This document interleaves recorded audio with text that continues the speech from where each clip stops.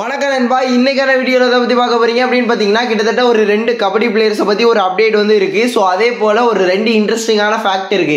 So நான் சொல்ல போகிற இன்ஃபர்மேஷன் எல்லாமே ரொம்ப இம்பார்ட்டண்டானது. ஸோ மறக்காம வீடியோ ஸ்கிப் பண்ணாம பாருங்க. ஸோ வீடியோ ஃபுல்லாக பாருங்க.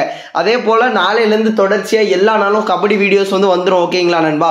ஸோ இது நாள் வரைக்கும் ஒரு நாள் விட்டு தான் வீடியோஸ் அப்லோட் பண்ணிட்டு இருந்தேன் கொஞ்ச நாளாவே. பட் நாளையிலேருந்து தொடர்ச்சியாக வீடியோஸ் வந்து வந்துடும். ஓகேங்களா?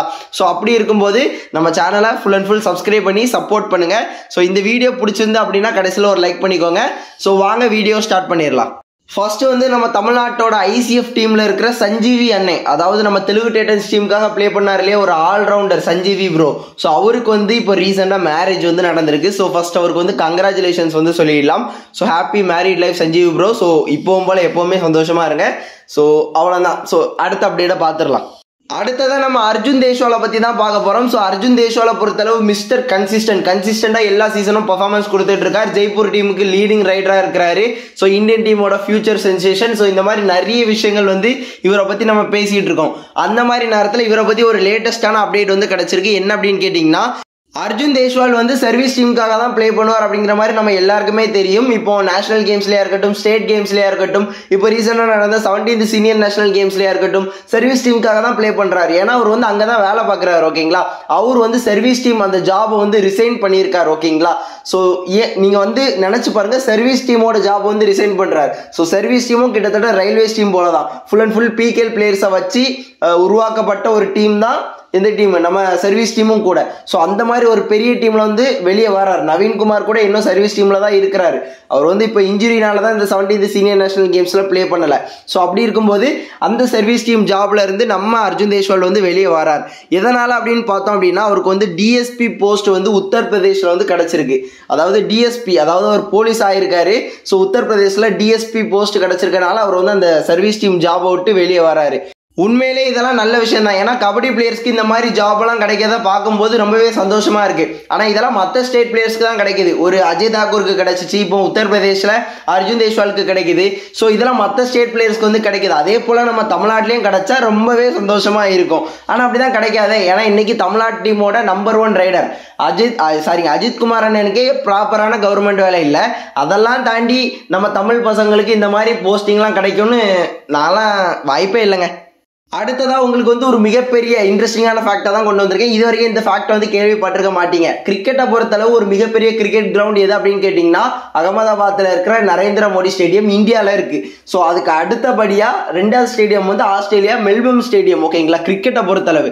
அதே போல நம்ம கபடியில் பிகேல பொறுத்தளவு எந்த டீமோட ஹோம் கிரவுண்ட் வந்து ஒரு மிகப்பெரிய ஹோம் கிரவுண்ட், அதாவது அதிகமான மக்கள் தொகையை வந்து எந்த கிரவுண்டில் வந்து உட்கார்ந்து பார்க்கலாம் அப்படிங்கிற மாதிரி எனக்கு ஒரு ஐடியா வந்துச்சு. ஸோ நான் அதெல்லாம் ரிசர்ச் பண்ணி பார்க்கும்போது இந்த ஒரு ரிசல்ட் வந்து கிடைச்சிச்சு. 12 பிகேஎல் டீம்ஸில் 12 ஹோம் கிரவுண்ட்ஸ் இருக்கு. ஸோ 12 ஹோம் கிரவுண்ட்ஸில் எந்த ஹோம் கிரவுண்ட் பெருசு அப்படின்னு கேட்டிங்கன்னா, பெங்கால் வாரியர்ஸ் டீமோட ஹோம் கிரவுண்ட் தான். ஸோ நேதாஜி இண்டோர் ஸ்டேடியம் அதுதான். ஸோ கிட்டத்தட்ட 12,000 மக்கள் வந்து உட்கார்ந்து பார்க்குற அளவுக்கு ஃபெசிலிட்டிஸ் வந்து இருக்கு.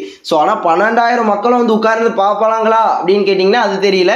பட் ஆனால் 12,000 மக்கள் வந்து உட்கார்ந்து தாராளமாக பார்க்கலாம். ஸோ அதுக்கு அடுத்தபடியாக நம்ம தமிழ்நாட்டில் உள்ள நம்ம தமிழ் தலைவாஸ் டீமோட ஹோம் கிரவுண்டு தான் இருக்குது, ஜவஹர்லால் நேரு ஸ்டேடியம். ஸோ கிட்டத்தட்ட 8,000 மக்கள் வந்து அங்கே உட்காந்து பார்க்கலாம். ஸோ மேபி ஃபுல் ஆயிருக்கும். இப்போ இந்த பிகேஎல் சீசன் 10ல் நம்ம தமிழ் தலைவாஸ் டீமோட ஹோம் கிரவுண்ட் மேட்சஸ் எல்லாம் பார்த்தீங்கன்னாலே தெரியும்.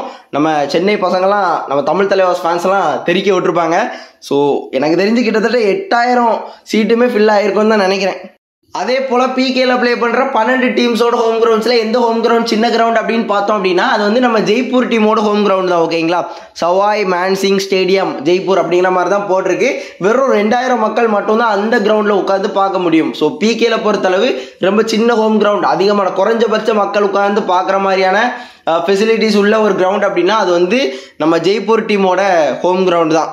அதே போல இன்னொரு இன்ட்ரெஸ்டிங்கான ஃபேக்டும் இருக்கு. ஓகேங்களா? பிகேஎல் சீசன் 1ல ப்ளே பண்ண பிளேயர்ஸ் இப்போ பிகேஎல் சீசன் 10ல ஆக்டிவா ப்ளே பண்ணிட்டு இருக்கணும். ஸோ இந்த மாதிரி பிளேயர்ஸோட லிஸ்ட் எடுக்கும்போது எனக்கு ஒரு குறிப்பிட்ட லிஸ்ட் வந்து கிடைச்சிச்சு. ஸோ அந்த மாதிரி லிஸ்ட்ல ஒரு தமிழ் பிளேயரும் இருக்காரு. யார் அப்படின்னு நீங்க கெஸ் பண்ணியிருப்பீங்க.